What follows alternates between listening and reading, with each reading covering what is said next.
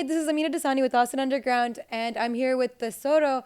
Can you guys introduce yourselves, your names and what you play? Absolutely.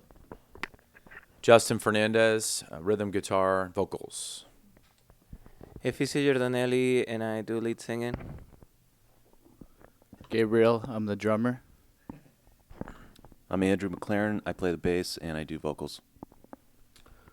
I'm Brian Scott. I play guitar. I just want you guys to talk a little bit about your sound first and foremost. You guys have a fusion kind of sound. You kind of blend different types of music, I guess, with flamenco as well. Can you describe that a little bit more? How you kind of developed that sound and what kind of influenced it? Well, we started in pure flamenco, but then kind of deviated from that path quickly. Learned the roots of it with myself and Brian, and when we brought in Andrew, we started bringing in some of those cajon, the percussive side of flamenco.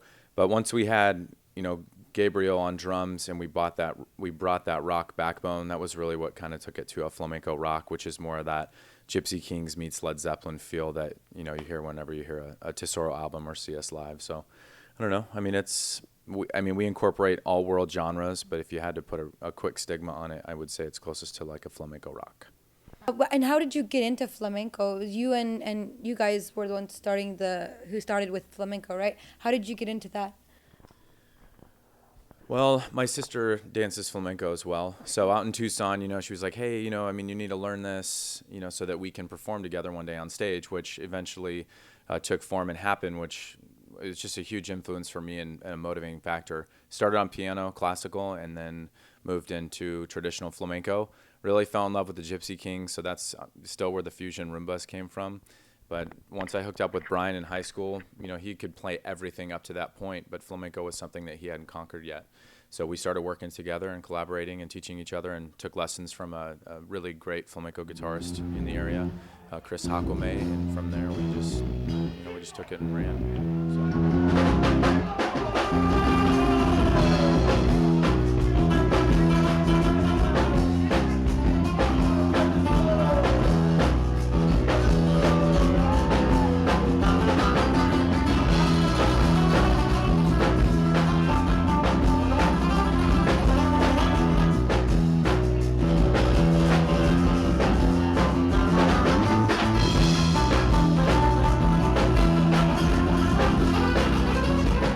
And how did you you said you blend in styles from other international world music. Can you talk about what you kind of involve in that? The beauty of Tesoro is that all of us bring so many diverse and unique influences to the group.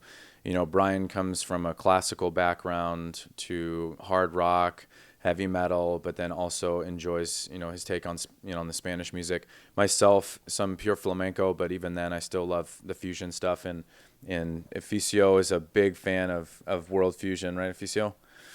And Gabe loves everything too. We all love all types of music, but when you bring in the rock, you want the reggae, you want South American, you want music from all over the world. You just get a really, really cool blend of music.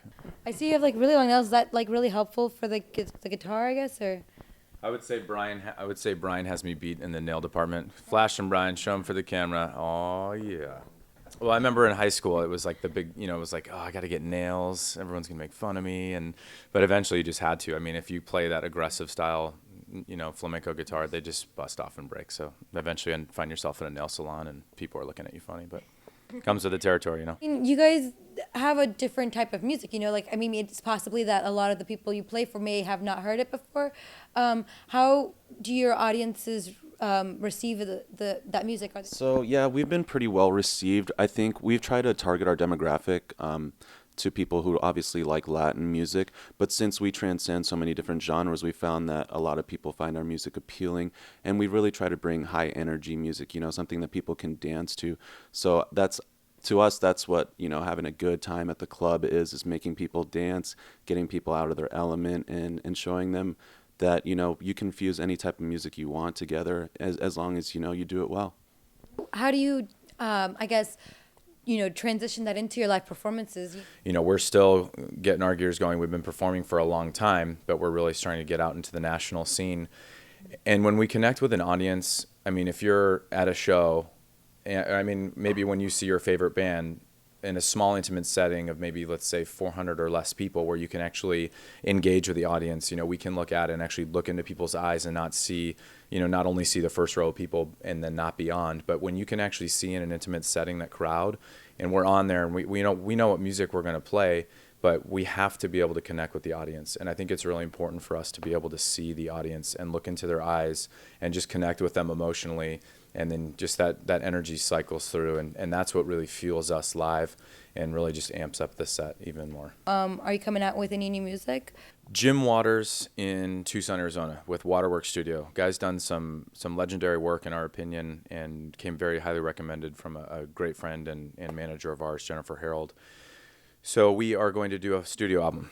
We have 2 live albums out right now, one that was recorded at Hotel Congress, and then one at KXCI, which is one of the sponsors for the Tucson Music Showcase at Speakeasy in Austin. Studio album, I mean, that's what we need. We're great at capturing our sound live, but to get that almost perfect album recording is something that we've been kind of destined for a number of years now. So that we hope to release by the end of summer 2013.